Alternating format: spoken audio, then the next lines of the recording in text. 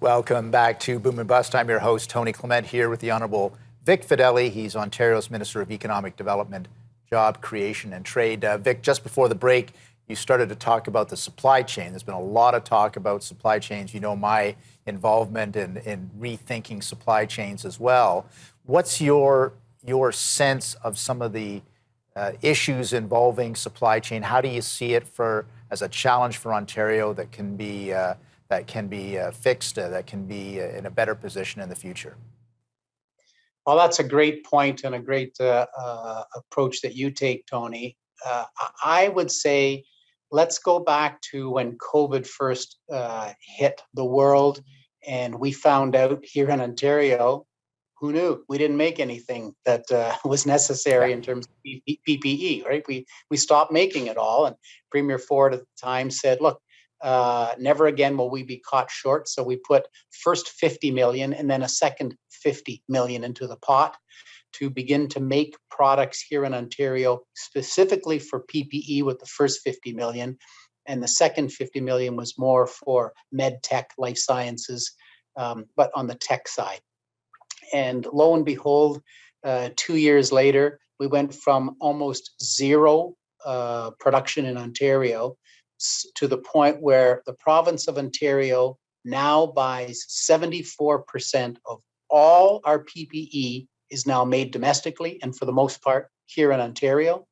And we did an announcement just before the election of a more than $100 million nitrile glove company will be building a facility in London, Ontario. And when that occurs, it'll be 92% of all PPE will be made here. Fantastic. So the big change there.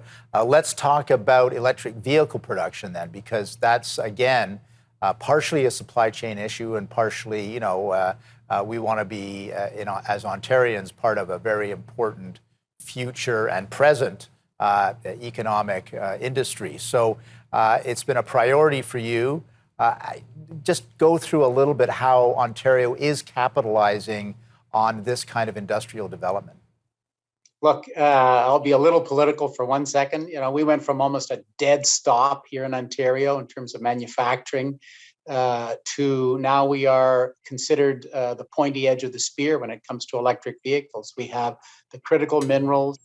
Now with Umicore, we have the precursor and cathode. We have with the Koreans, the electric vehicle battery manufacturing, and with Ontario's 5 original equipment manufacturers or OEMs, they're now announced their production of EVs and or hybrids in the case of Toyota and Honda, with much more news to come.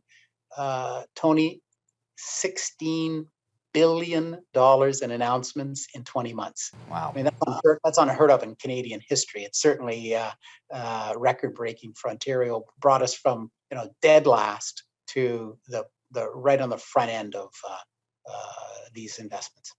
And how did you give us a sense of how you were able to convince them that Ontario was the place to be? It started with, again, I'll be a little bit political, when Premier Wynne was sitting on a stage in Windsor with then Fiat Chrysler chairman Sergio Marchionne, and she mused, are you going to consider expanding Fiat Chrysler here in Windsor? And he looked at her and said, are you kidding? You've created one of the most expensive jurisdictions in North America. We can't imagine even staying here if you don't reduce the cost of doing business. Then we got elected and Premier Ford said, listen up, guys, that's priority number 1.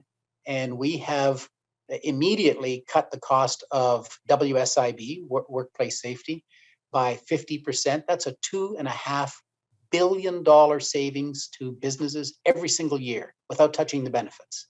And then other things, lowering the taxes, putting in lower energy rates for industrial and commercial, lowering the provincial share of local property taxes for industry, all of those things together, cutting red tape, $7 billion a year in reductions. Premier Ford and I went back to all of the companies down at Toyota in Plano, Texas, and Ford.